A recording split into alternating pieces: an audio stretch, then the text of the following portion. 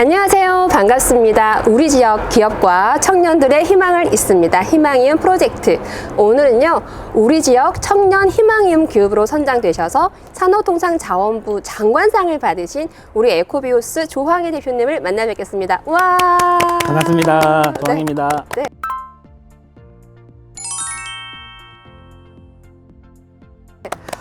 대표님 오늘 찾아뵙자마자 또 기쁜 소식이 있어서 깜짝 놀랐는데요. 네. 장관상을 받으셨다고요. 그리고 또 그것 또한 우리 사실은 이제 희망이음 프로젝트를 통해서 많은 또 청년들과 지역의 어떤 기업들을 잇는 또 그런 활동들을 열심히 함께 해주신 덕분으로 한번 받으신 것 같은데 소감 한 말씀 먼저 듣고 시작하겠습니다. 네. 먼저 저희 회사가 이렇게 큰 상을 받을 수 있어서 너무 영광이고요.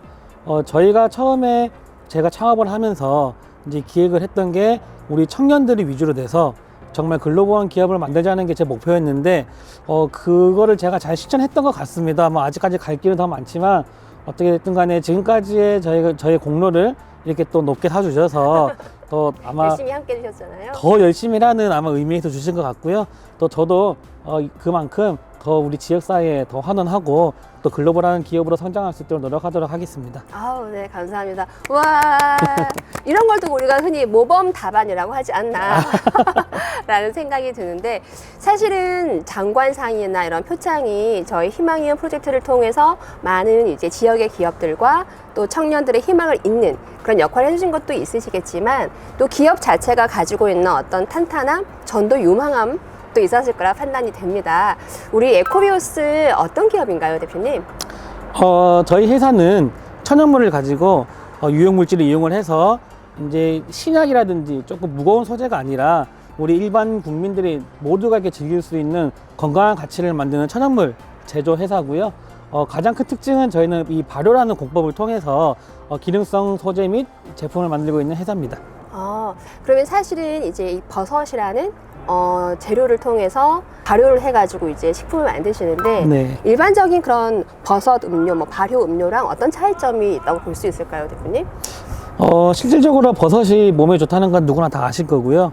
근데 하지만 이게 섭취를 하기가 굉장히 힘든 부분이 많아요, 실은. 그렇기 때문에 저희는 이 버섯이 가지고 있는 좋은 물질들만 그 다음에 발효를 통해서 좀 더 기능성을 업그레이드 시켜가지고 좀 더 먹기 쉽게, 그리고 우리 체내에 들어왔을 때에도 효능이 더욱더 많이 일어날 수 있도록 이게 바이오 기술을 접목을 시켜서 저희가 지금 제품을 만들고 있는 게 가장 큰 차별성입니다. 보면 저희도 왜 버섯이 몸에 좋다고 해서 볶아 먹기도 하고 요리를 많이 하긴 하는데, 도대체 버섯을 얼마나 먹어야 할까? 버섯만 그렇죠. 한 그릇을 먹을 수도 없고, 근데 조금 그런 게 다 엑기스만 들어가 있는 그런 거겠어요? 네, 맞습니다. 그러면 대표님, 우리 이제 에코비오스가 그런 이제 버섯을 가지고 이런 식품들을 생산을 해서 이제 전도 유망한 기업이 되는데, 그 과거의 어떤 히스토리라고나 할까요? 역사도 조금 궁금합니다. 어떤 스토리가 있을까? 저 같은 경우에는 원래 연구원으로 이제 첫 직장 생활을 했고요. 그때는 이제 이 버섯이 가지고 있는 물질을 가지고 암이라든지 당뇨, 그 다음에 이 대사성 질환 쪽으로 연구를 많이 했었어요. 근데 이제 아무래도 조금 너무 무게가 무겁고 또 신약이라는 것 자체가 굉장히 오랜 기간과 자본이 필요하다 보니까 제가 생각하는 어떤 가치하고는 조금 더 동떨어지지 않은 느낌이 들었어요. 그래서 이런 좋은 기술들을 어떤 특정 부분만 적용을 시키는 게 아니라 전 산업에 적용을 시켜서 많은 분들이 이렇게 같이 누리면 너무 좋을 것 같아가지고 창업을 하게 되었습니다. 동떨어져 있다는 건 어떤 느낌인가요, 대표님? 아무래도 이제 이런 고기능성 물질이라든지 신약이나 이런 거 부분은 자본주의 사회에서는 아무래도 좀 가격에 굉장히 민감한 부분이 많고요. 네, 그렇기 때문에 어떤 특정 계층에만 누릴 수 있는 어떤 향후의 전후물이 될 수도 있기 때문에 저는 그거보다는 좀 더 라이트하게 소재화를 시켜서 전 국민이 다 같이 이렇게 섭취할 수 있는 그렇게 반향을 모색하면 좋을 것 같다고 생각을 한 거죠. 어떻게 보면 이제 똑같이 좋은 거가 있을 때 그 좋은 것을 조금 너무 어렵게만 접근하는 것보다 쉽게 맞습니다. 이렇게 좀 보편화시킬 수 있는 약간 멋진 폭발? 이쯤에서 사실은 대표님 또 우리가 제약이라는 키워드가 나왔는데요. 또 지역에 있는 많은 청년들이 사실은 뭐 제약 기업에 대한 관심도 많고요. 또 이렇게 R&D라든지 그런 부분들에 대한 관심도 많이 있는데 궁금한 게 그러면 대표님 그런 제약 기업의 어떤 연구직으로 근무를 하는 건 많이 힘든가요? 어때요? 아무래도 이제 본인의 의지라든지 적성, 그 다음에 가치관이 가장 크다고 생각을 해요. 네, 실은 연구직 자체가 굉장히 뭐 고도화된 숙련의 기술을 요하는 것도 있지만 실은 반복된 작업을 통한 연속이다 보니까 굉장히 좀 끈기가 많아야 됩니다. 실험을 계속하는 그런 네, 건가요? 맞습니다. 네.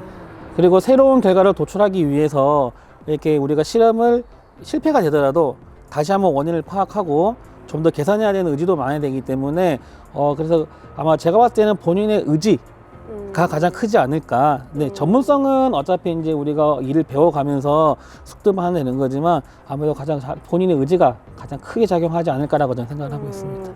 그러면 대표님께서도 이제 원래 처음에 R&D라든지 그런 부분들을 지원하신 건가요? 네, 맞습니다. 아, 그럼 전공도 그런 유사하게. 전공은 어떻게 되세요? 저는 학부는 생명공학을 전공을 했었고요. 처음에는 제가 원래 유전공학을 전공을 했었어요. 네, 그래서 이제 DNA라든지 이런 제조합이라든지 아니면 우리가 많이 하는 복제인간 이런 쪽을 제가 전공을 하다가 그거보다는 좀 더 다양하게 이런 바이오 기술들이 좀 접목이 됐으면 좋겠다 싶어서 이제 저희는 수의학으로 이제 대학원을 진학을 했고요.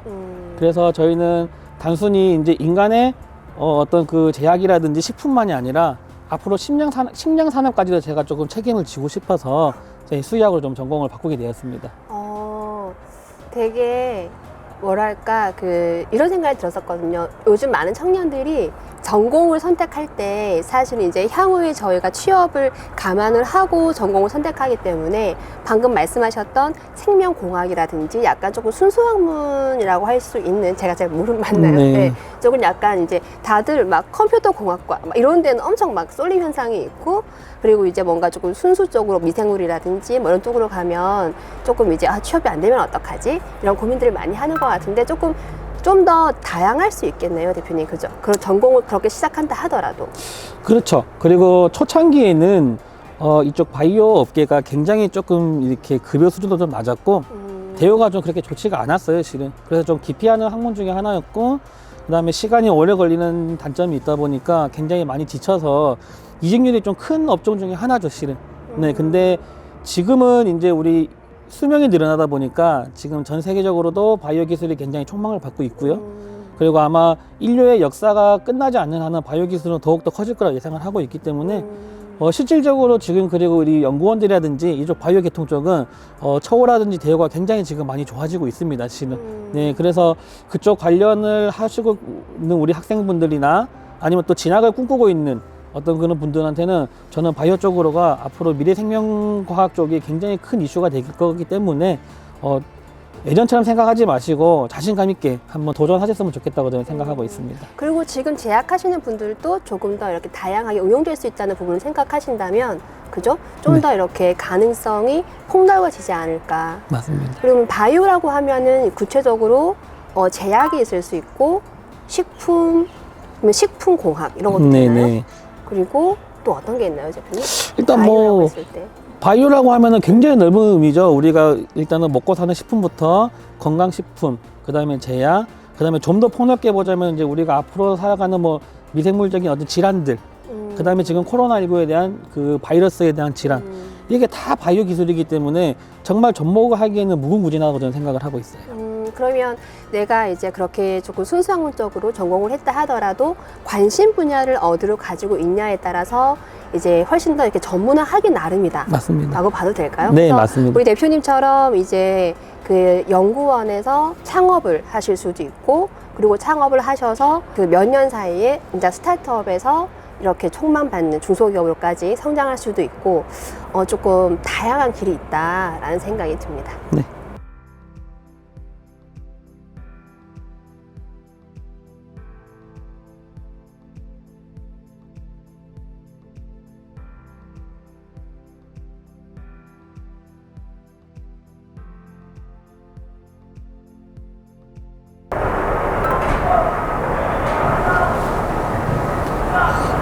네, 오랜만에 어린 시절 회상하게 되는 질문인 것 같습니다. 저는 어렸을 때 곰곰이 생각을 해보면 굉장히 내성적인 아이였어요. 그래서 이제 집에서도 부모님이 고민이 되게 많아가지고 저를 초등학교 3학년 때 이제 성격을 좀 변화시키기 위해서 이제 태권도를 보내게 되었습니다. 그때부터 이제 제가 운동을 하면서 조금 많이 이제 성격이 밝아졌고요. 그러다 보니까 또 제가 운동에 소질이 있어가지고 제가 초등학교, 중학교 때까지 이제 태권도 선수로 또 생활을 하게 되었어요. 그러다 보니까 자연스럽게 공부하고는 굉장히 조금 동떨어져 있었고, 이제 태권도 선수 생활을 하다가 이제 중간에 부상으로 그만두게 됐고, 그러다 보니 이제 학업을 쫓아가는 게 굉장히 힘들었어요. 그래서 저는 고등학교 때는 이제 기술을 배우고 싶어서 이제 기술 고등학교를 가려고 했는데, 그래도 집에서는 공부를 한번 해봤으면 좋겠다는 이제 그런 의견이 있어서 고등학교 2학년 때부터 저는 늦게 공부를 시작했어요, 실은. 네, 그래서 그때 이제 제가 조금 방황도 많이 하고 이제 많이 했는데, 그때 담임 선생님이 저한테 한 말씀이, 너는 남들 할 거 다 해봤으니 이제 한 가지 안 해보고 공부만 좀 해보자는 그 말 때문에 제가 공부를 시작하게 된 거예요, 실은. 네, 그렇게 해서 이제 늦가기로 공부를 했지만 굉장히 조금 좋은 성과를 낼 수 있었고, 제가 대학을 진학을 하게 된 것도 이제 그때 당시에 제가 진로를 못 잡고 있었어요. 근데 항우석 박사의 그때 줄기세포가 한참 이제 유행이었고, 거기에 영감을 얻어서 제가 이제 한번 가보고 싶다라고 해서 이제 지금의 길을 들여서게 된 거였죠. 그래서 대학교 때도 열심히 이제 학교 생활도 하고, 제가 배웠던 공부였기 때문에, 해보고 싶던 공부였기 때문에 막 그렇게 너무 열심히 하지는 않았지만, 그래도 나름대로 이제 꿈을 이루기 위해서 이제 노력을 했지만, 이제 중간에 또 이제 안 좋은 일이 있어서 또 한 3년 정도 방황하는 계기가 있었습니다. 네, 그래서 이제 군대를 다녀오고, 복학을 해야 되나, 일을 해야 되나라는 시점에서 그래도 내가 한번 선택을 했는데 끝은 봐야겠다 싶어서 다시 복학을 하게 된 거죠. 네, 그래서 복학을 하게 돼서 이제 지금의 저가 있지 않나. 네. 그렇습니다. 그 대표님 말씀을 듣다 보니까 의외다. 그렇게 깊은 고민을 하거나 어떤 전문가의 조언을 듣거나 그런 게 아니라, 그때 한창 유행이 그거 가지고 관심이 생겨서 해봤어요 라고 말씀하시는 걸 봤을 때 선택 자체에 너무 많은 고민을 할 필요가 없지 않나. 어떻게 생각하십니까, 대표님? 네, 저도 뭐 똑같은 고민을 많이 했고요. 근데 이제 제가 그때 앞에서 말씀드린 것처럼 제가 졸업을 하고 취업을 할 당시에는 그렇게 처우라든지 대우가 좋지가 않았어요, 실은. 그래서 한 번 더 그때 제가 슬럼프에 빠져서 고민을 했던 시기였던 것 같아요. 네, 그런데 때마침 제가 하고 싶었던 분야에 어떤 자리가 나와서, 저는 약간 특징이, 제가 면접을 보러 갔습니다, 그 회사를.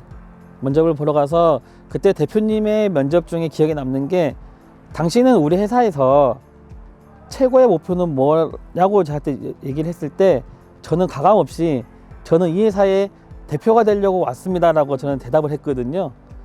그래서 저는 솔직히 떨어진 줄 알았어요. 그런데 다음날 바로 연락이 와가지고 합격 통보를 주시더라고요. 그래서 이제 나중에 입사 후에 대표님에게 여쭤보니, 그 정도의 욕심이 있으면은 진짜 회사를 내 회사처럼 아낄 수 있겠다 해서 저를 뽑았다 하더라고요. 네, 그래서 말씀하신 것처럼 선택의 기로에도 중요하지만, 이 자기의 선택에 대해서 기회가 왔을 때 또 얼마만큼 그 기회를 붙잡고, 그리고 현실에서 안주할 게 아니라 미래까지 내가 어떻게든 플랜을 정확히 세워놓는다 하면은 좀 더 인생에 대해서 긍정적으로, 그리고 아마 좋은 길이 열리지 않을까, 저는 그렇게 생각하고 있어요. 대표님, 그 직장에서는 어떠셨나요, 그러면? 2, 3년 정도는 좀 힘들었죠, 실은. 네, 좀 힘들었고, 이제 이 길이 맞나에 대한 고민도 있었고, 그러니까 여러 직장인들이 하는 고민을 똑같이 했던 것 같아요. 네, 근데 이제 우연한 기회에 제가 이제 조금 승진을 빨리 할 수 있었던 기회가 있었거든요. 그래서 이제 그때 당시에는 회사에 좀 파격적이었죠. 그래서 이제 그런 저에게 보상이 오니까 거기에 대해서 저희가 또 이제 좀 더 제가 이렇게 성장할 수 있는 원동력이 될 수 있었던 것 같고, 또 그렇기 때문에 아마 제가 잘 넘기지 않았나. 그래서 요즘에 이제 기업들이 직원들 복지라든지 성과 공유 제도에 대한 거를 많이 강조하는 게 아마 그 부분이지 않을까, 저는 그렇게 생각하고 있습니다. 대표님, 혹시 평소 이렇게 말씀을 듣다 보니까 어려운 고비가 있을 때마다 어떻게 보면 좀 잘 극복해 오셨지 않나라는 생각이 드는데 이쯤에서 우리 대표님의 좌우명은 뭘까 궁금하다는 생각이 듭니다, 대표님. 저희 집 가운도 똑같고 제 자문도 똑같습니다. 준비가 되지 않는 자는 기회조차도 없다는 게 저의 좌우명이고 저희 집 가운입니다. 왜 그러냐 하니 아무리 기회라는 게 주어지더라도 내 자신의 준비가 되어 있지 않으면 그 기회를 잡기가 굉장히 힘들더라고요. 그래서 반대로 그 기회가 오기 전에 내가 준비가 되어 있으면 언제든지 그 기회라는 자를 저희가 잡을 수 있기 때문에 이게 상방이 맞아야지 시너지 효과가 나지 않을까, 저는 그렇게 생각하고 있습니다. 대표님 약간 신뢰가 안 된다면요. 그러면 내가 준비가 안 돼서 놓쳤던 기회, 내가 준비가 돼서 잡았던 기회 각각 사례가 있을까요? 준비가 안 돼서 놓쳤던 기회는 저희가 이제 대학교 아마 지원을 할 때였었던 것 같아요. 제가 가고 싶었던 대학이 있었고 또 가고 싶은 과가 있었는데 조금 자만했었죠. 네, 그래서 아마 여기는 내가 이 정도만 해도 갈 거라고는 좀 자만심이 좀 커서 실질적으로 조금 이제 제 목표를 못 이뤘던 거고요. 그리고 두 번째로는 제가 이제 직장에 일을 하면서 연구원 생활 하다 보니까 너무 똑같은 반복에 그다음에 이런 좋은 기술들을 알릴 수 있는 기회가 없더라고요. 그래서 제가 한 3년 정도 준비를 했습니다. 독립을 해서 이런 기술들을 조금 많이 전파를 해야 되겠다. 그러는 와중에 이제 우연한 기회에 제가 창업할 수 있는 기회가 왔거든요. 그래서 아마 빠르게 남들보다 창업을 할 수 있었고, 그렇기 때문에 그런 계획에 맞춰서 제가 이제 운영을 해오다 보니까 조금 더 안정적으로 이렇게 좀 올라오지 않았나, 그렇게 생각하고 있습니다.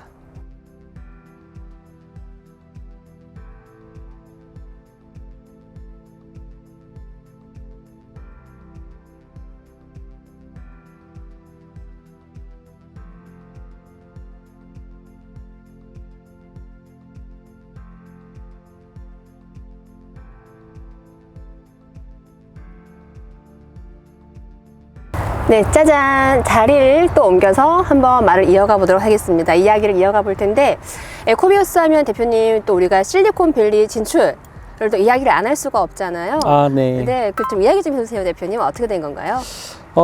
아무래도 이제 글로벌 시대에 이제 글로벌로 진출하는 거는 뭐 모든 회사의 꿈일 것 같고요. 근데 실질적으로 요즘에는 굉장히 어렵지가 않습니다. 장벽이 낮아져서 좋은데, 저희 같은 경우에도 제가 기획을 했다고 하기보다는 저희는 처음부터 동남아 시장 쪽으로 먼저 이제 진출을 많이 했었습니다. 하다 보니까 이제 많이 인지도도 올라가고, 그 다음에 여러 바이어들을 만나다 보니까 자연스럽게 이런 기회가 생겼던 것 같아요. 그래서 아까도 제가 말씀드린 것처럼 저희가 이렇게 노력을 하는 만큼 그만한 또 기회가 오는 것 같고요. 그래서 우연찮게 이제 미국 현지에서 연락이 와서 미국 현지 법인을 통해서 사업을 해보자라는 제안을 받았고, 그래서 저희가 현재 이제 미국의 이제 법인장을 통해서 저희가 이제 실리콘밸리에 이제 법인 설립을 완료한 상태입니다. 그러면 실리콘밸리에 지금 법인 설립까지 완료가 된 상태. 네. 이야, 완료. 감사합니다. 예약한다. 예, 실리콘 후드티 입고 막 이제 근무하시는. 그래, 뭐 뉴욕권처럼. 네. 아, 네. 자, 그러면 이제 이런 의미가 있는 것 같아요, 대표님. 보시면 사실은 우리가 여기 지금 진주거든요. 그러니까 진주에 있는 지역 기업이다, 뭐 지역 우수 기업이라고 하지만 사실은 훨씬 더 좀 글로벌하지 않나. 지금 활동하시는 영역이 진주가 이렇게 국한되는 건 아니잖아요, 그죠? 어떤가요, 조금? 저도 원래 이제 고향이 서울이고요. 실은 이제 실질적으로 많은 네트워크를 서울 쪽에서 많이 진행을 하고 있어요. 하지만 저는 기업을 운영하면서 조금 역발상으로 이제 했던 게 뭐냐면은, 물론 서울에서 가지고 있는 이점이라든지 경쟁력도 많습니다. 하지만 다르게 보면은 지역이 가지고 있는 이점이라든지 경쟁력도 굉장히 많거든요. 그래서 저는 서울에서 굳이 경쟁을 하는 구도보다는 지역에 있는 이런 풍부한 자원들을 이용을 해서 저희가 이거를 차별화시켜서 그래서 해외로 나가는 전략을 선택을 했던 거고요.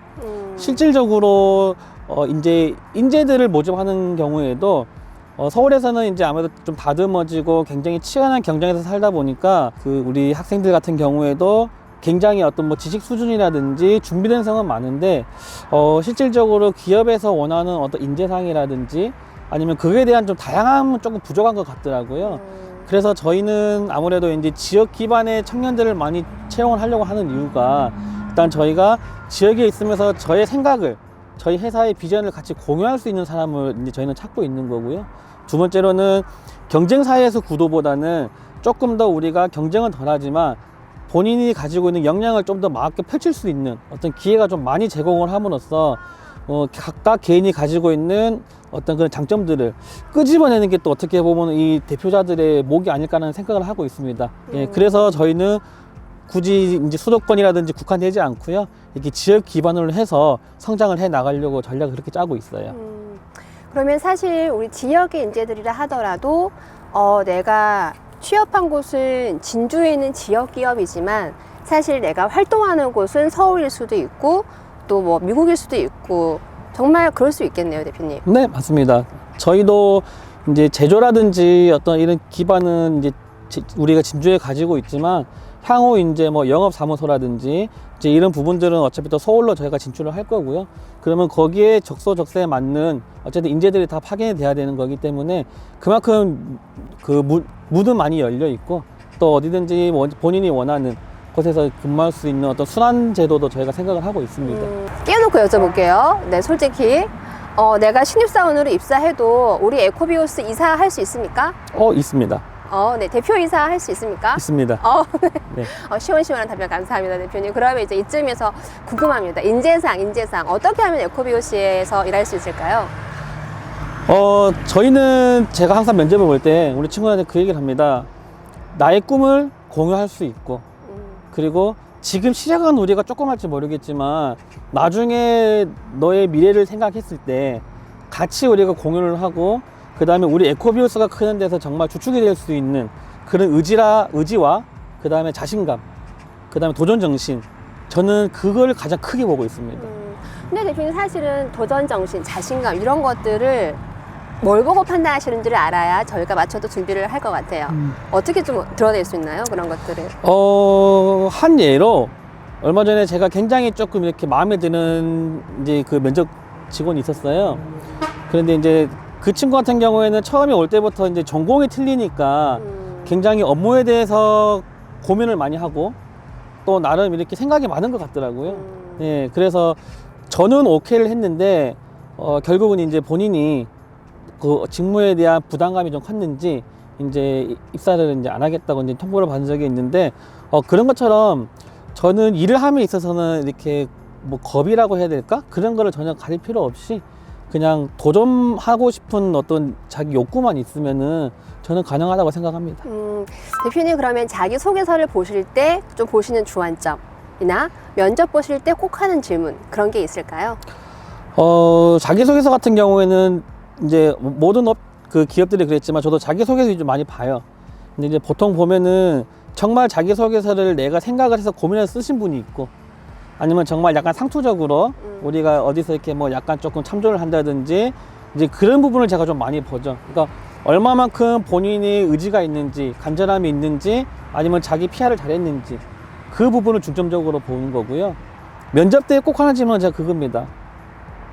우리 회사에 들어와서 과연 여러분이 올라가고 싶은 자리는 어디냐고. 네. 대표이사입니다. 아우 좋죠. 왜냐면 제가 그런 경험이 있기 때문에 똑같은 것 같아요. 그 정도의 자신감과 그 다음에 그 정도의 어떤 책임감, 그 정도의 열정이면은 저는 충분히 가능하다고 생각합니다. 네. 우리 지역에 있는 청년들 사실은 이제 기업들이 지역 기업이라고 해서 예전과 같은 또 지역 기업은 아니다라는 생각이 들고요. 지역 기업이 바로 글로벌한 기업이지 않나라는 생각을 참 많이 하게 하는 우리 주식회사 에코비오스였습니다. 대표님 마지막으로 우리 카메라 보시면서요. 지역에 있는 청년들에게 남기고 싶으신 한 말씀 있으시다면 부탁드리겠습니다.